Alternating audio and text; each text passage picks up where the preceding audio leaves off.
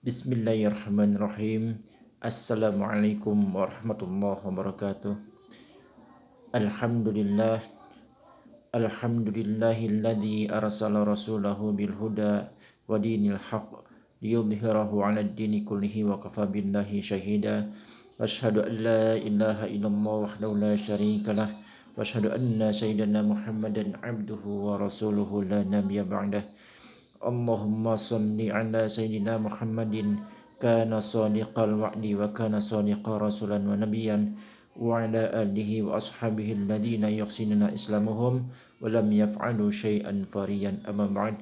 Faya ibadallah ittaqullah haqqa tuqatih wa la tamutunna illa wa antum muslimun. Rabbi israh li sadri wa yassir li amri wahlul 'uqdatam min lisani yafqahu qawli. Ikhwati iman rahimakumullah. Sebelumnya dipersilakan bagi semuanya untuk men-like, men-subscribe, men-komen dan men-share konten saya kali ini. Ikhwati iman rahimakumullah. Pertama-tama marilah kita panjatkan puja-puji syukur kehadirat Allah Subhanahu wa taala yang telah memberikan kepada kita kenikmatan iman dan Islam serta sehat sehingga kita dapat berkumpul dan bermuajahah dan bersilaturahmi di tengah-tengah keluarga kita dan juga di tengah-tengah tetangga-tetangga kita, dan juga kita berkumpul dengan sanak saudara kita, ya, sanak saudara atau famili kita, ya, dan juga kita dapat berkumpul dengan saudara-saudara kita yang seiman dan seakidah dengan kita sekalian. Itu semua ditopang dari adanya kenikmatan iman dan Islam serta ditopang lagi dengan adanya kenikmatan sehat, ya, sehingga kita dapat melaksanakan aktivitas dari berbagai macam ragam dan aktivitasnya, ya, di dalam bingkai keimanan dan ketakwaan kita kepada Allah Subhanahu wa taala. Semoga salam serta selawat selalu dan senantiasa dilimpahkan kepada junjungan kita Nabi besar Muhammad sallallahu alaihi wasallam beserta para keluarganya, sahabatnya dan pengikutnya termasuk kita sekalian hingga akhir zaman nanti. Amin amin ya rabbal alamin. Ikhwat iman rahimakumullah. Jika di dalam konten-konten saya sebelumnya telah dijelaskan mengenai kiat seorang laki-laki memilih seorang perempuan yang dijadikan sebagai calon istrinya yang pantas menurut koridor syariah seperti apa, dan juga kita telah membahas beberapa poin dari kiat seorang perempuan muslimah dalam memilih calon suaminya yang pantas menurut ketetapan syariah itu seperti apa, dan itu sudah ada 12 poin yang kita jelaskan. Nah, ikhwati iman rahimakumullah, saat ini kita akan membahas calon seorang suami bagi seorang perempuan muslimah yang pantas menurut hukum syara atau syariah. Di antaranya mereka itu adalah golongan laki-laki yang bukan memiliki rasa sombong atau sok, ya. Sombong di sini artinya adalah seorang laki-laki yang apabila dia memiliki suatu kesalahan, lalu istri atau orang lain, ya, atau orang lain menasihatinya, ya, orang lain itu menasihatinya laki-laki tersebut, dan itu laki-laki itu apabila dikatakan sombong, mereka tidak mau, ya, menerima nasihat teguran dari orang lain, ya, teguran dari orang lain, ya, apabila tegurannya itu adalah untuk meluruskan, ya, meluruskan perilaku kita sebagai seorang suami atau sebagai seorang laki-laki.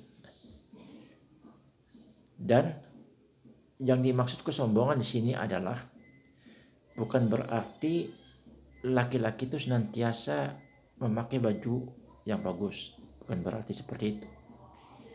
Bukan berarti laki-laki itu senantiasa memakai atau mengendarai kendaraan yang serba mewah atau memakai atau mengendarai motor yang serba mewah. Bukan seperti itu. Atau laki-laki itu memiliki harta yang berlimpah ruah, ya, rumahnya bertingkat dan sebagainya. Bukan kesombongan itu bukan berarti seperti itu. Akan tapi yang dinamakan kesombongan itu adalah seorang yang apabila datang ya, suatu nasihat dalam rangka untuk menasihati dirinya ya, dan nasihat ini dalam rangka untuk meluruskan dirinya agar tidak tersesat, tapi dia malah menolak nasihat tersebut. Inilah yang disebut dengan kesombongan itu tadi. Nah, ikhwatu iman rahimakumullah, hal ini telah diperkuat oleh hadis dari baginda Nabi Muhammad SAW yang mendefinisikan kesombongan itu adalah seseorang yang menolak kebenaran, nasihat kebenaran dari orang lain. Itulah yang disebut dengan kesombongan. Nah, ikhwatu iman rahimakumullah, kalau misalnya kita ini seorang perempuan muslimah yang sudah ada keinginan untuk mencari seorang laki-laki yang pantas untuk dijadikan seorang suami, maka pilihlah laki-laki itu yang kalau misalnya ingin berbicara itu tidak senantiasa pertama menyombongkan dirinya. Ya. Menyombongkan dirinya berarti di sini dia tidak mau, ya, sekali lagi tidak mau menerima nasihat dari orang lain, apalagi nasihat dari istrinya. Dan juga kita ini hendaknya memilih seorang laki-laki yang dijadikan sebagai seorang suami itu, ya. Hendaknya memilih seorang laki-laki itu dia ini tidak membangga-banggakan ya, terhadap apa yang dia miliki. Misalkan dia memiliki mobil yang serba mewah lalu kita banggakan di depan kita. Lalu kita memiliki, atau laki-laki itu memiliki rumah yang mewah lalu kita banggakan terhadap kita sebagai seorang suami, sebagai calon istrinya. Lalu kita memiliki sawah yang berhektar-hektar, atau laki-laki tersebut memiliki sawah yang berhektar-hektar lalu kita banggakan terhadap mereka, terhadap kita sebagai calon istrinya. Nah, kalau misalnya sudah seperti itu, ya, kalau kita tidak membangga-banggakan dengan apa yang kita miliki, ya, maka itu termasuk laki-laki yang tawadhu atau rendah diri. Walaupun yang pada faktanya memang sebetulnya laki-laki ini memiliki apa yang dia memiliki yang sebetulnya. Misalkan tadi memiliki rumah, ya, memiliki rumah yang bertingkat dan memiliki kendaraan yang serba mengkilat dan sebagainya. Akan tapi dia senantiasa, ya, sekali lagi dia senantiasa merendahkan dirinya walaupun dia sendiri memiliki harta yang melimpah ruah. Nah, laki-laki yang seperti inilah yang disebut dengan laki-laki yang tawadhu atau merendahkan dirinya walaupun dia memiliki harta yang melimpah ruah itu tadi. Akan tetapi, ya, perlu digarisbawahi, ya, walaupun laki-laki tersebut adalah merupakan laki-laki yang tawadhu, juga harus digarisbawahi juga apakah mereka ini walaupun tawadhu, apakah mereka ini beriman kepada Allah atau tidak, bertakwa kepada Allah atau tidak, ya. Tidak selamanya orang yang tawadhu ini, ya, itu memiliki keimanan dan ketakwaan kepada Allah Subhanahu wa taala. Oleh karenanya, ketika kita ini memiliki atau memilih seorang calon suami, ya, hendaknya kita ini memilih calon suami itu orang yang beriman dan bertakwa kepada Allah Subhanahu wa taala dan juga memiliki ketawaduan, yaitu merendahkan diri kita, ya.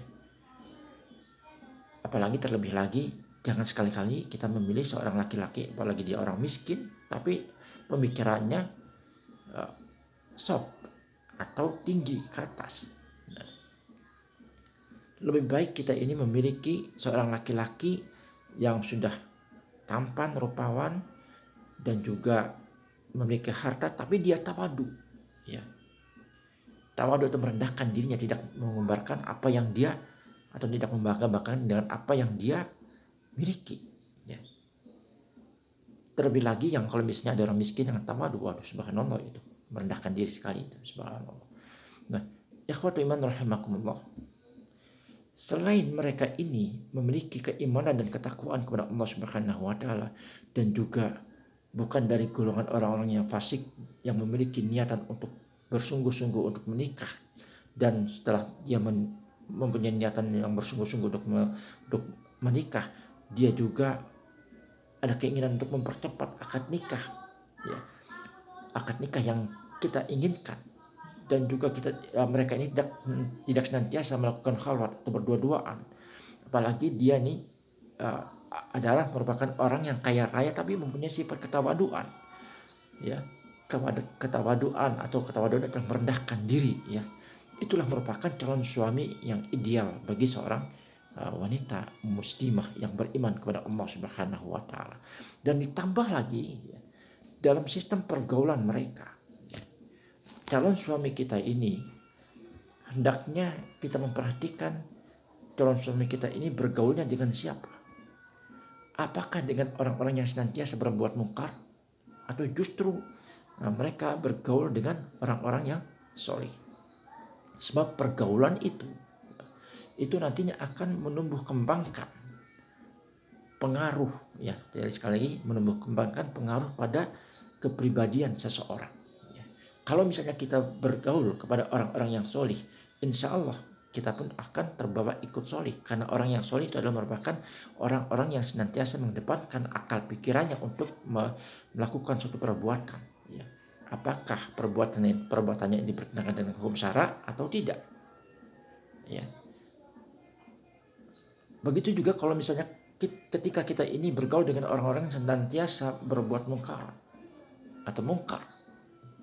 Orang-orang yang senantiasa berbuat mungkar dan maksiat itu adalah orang-orang yang senantiasa ingin melakukan suatu perbuatan, tapi ya, dianya sendiri melakukan perbuatan itu bukan dengan menggunakan akal pikirannya atau berpikir, akan tapi yang dikedepankan itulah hawa nafsunya. Ini artinya orang-orang yang bergaul dengan orang-orang yang berbuat maksiat itu bukan orang-orang yang solih. Orang-orang yang solih itu adalah orang-orang yang senantiasa mengedepankan akal pikirannya dalam mengajukan atau dalam berkehendak untuk melakukan suatu perbuatan. Apakah perbuatannya ini bertentangan dengan hukum syara atau tidak, dan bagaimana dampak ke depannya. Itulah orang-orang yang solih. Nah, kalau misalnya ada laki-laki yang seperti ini yang dijadikan sebagai calon suami kita, selain mereka itu adalah merupakan orang-orang yang kaya dan juga merupakan orang-orang yang bertakwa kepada Allah Subhanahu wa taala, yang senantiasa mengedepankan akal pikirannya dalam melakukan suatu perbuatan, apakah nanti perbuatannya bertentangan dengan hukum syara atau tidak, yang berorientasi kepada nantinya pengaruh, ya, pada kehidupan di masa yang akan datangnya gimana, apakah berdampak negatif atau positif, ya. Dan juga dia ini mempunyai sifat tawadu, ketawaduan atau merendahkan diri walaupun dia memiliki apa yang dia punya, ya. Dan selain memiliki ketawaduan, ya, mereka juga bergaulnya dengan orang-orang yang soleh. Nah, laki-laki yang seperti inilah adalah merupakan laki-laki yang sangat ideal yang dijadikan sebagai calon suami bagi perempuan yang muslimah itu tadi. Alangkah bahagianya kita kalau misalnya ada seorang muslimah memiliki calon suami yang seperti ini. Sudah dia beriman dan bertakwa kepada Allah Subhanahu wa taala dan niatnya itu sungguh-sungguh untuk menikah, ya, dengan kita, dan dia juga mempercepat akad pernikahannya dan juga tidak berkhalwat, ya, dan juga berkunjungnya itu tidak sering, ya. Dan kalau misalnya kita berkunjung juga atau mereka berkunjung juga itu disertai dengan mahramnya, karena mereka mengetahui, ya, mengenai status hukum, mengenai kalau misalnya kita mengunjungi seorang perempuan, ya, atau seorang wanita tanpa disertai mahram, dan itu akan terjadi berdua-duaan, dan ini dinamakan dalam Islam itu adalah khalwat yang akan menjurus kepada perzinahan yang dilarang dalam Islam. Lalu juga tidak melakukan pembicaraan yang batil ketika mereka itu berkunjung kepada kita, kepada wanita yang dipinang ini, ya, dan juga tidak senantiasa mencuri pandangan yang dapat membuka pintu-pintu syahwat, dan juga tidak mengambil pinangan orang lain, dan dia juga dia juga sehat jasmani dan rohani, dan dia juga memiliki ketawaduan baik dalam berbicara dan berpakaian, dan juga bergaulnya dengan orang-orang soleh, apalagi dia orang-orang yang kaya dan tampan rupawan. Wah, ini subhanallah, ini adalah merupakan laki-laki yang sangat ideal untuk dijadikan sebagai calon suami seorang perempuan muslimah. Siapa yang tidak mau, ya, perempuan-perempuan mana yang tidak mau dengan laki-laki yang seperti ini, sudah soleh, kaya, ya, dan tawaduk lagi, pasti akan kesem. Dan kesemsem itu ada keinginan mempunyai laki-laki yang seperti ini. Dan karena laki-laki yang seperti ini nantinya akan menjadi jaminan kita mengalami kehidupan kebahagiaan dalam bahtera kehidupan rumah tangga yang kita idam-idamkan itu tadi. Ikhwatul iman rahimakumullah, mudah-mudahan ya bagi kita yang ingin menikah atau perempuan-perempuan yang ingin menikah, muslimah-muslimah yang menikah, mudah-mudahan ya kita dipertemukan dengan seorang laki-laki yang saya sebutkan itu tadi. Nah, insya Allah ya kita akan lanjutkan di konten berikutnya. Masih ada beberapa poin lagi yang harus kita perhatikan dalam memilih seorang laki-laki yang dijadikan sebagai calon suami kita nanti, agar nantinya kita ini hidup bahagia di dalam berumah tangga ini nanti. Itu saja yang bisa saya sampaikan. Saya Iman Zakaria. Kita akhiri pertemuan kita kali ini dengan membaca doa kafaratul majelis. Subhanakallahumma wa bihamdik asyhadu an la ilaha illa anta astaghfiruka wa atubu ilaik. Assalamualaikum warahmatullahi wabarakatuh.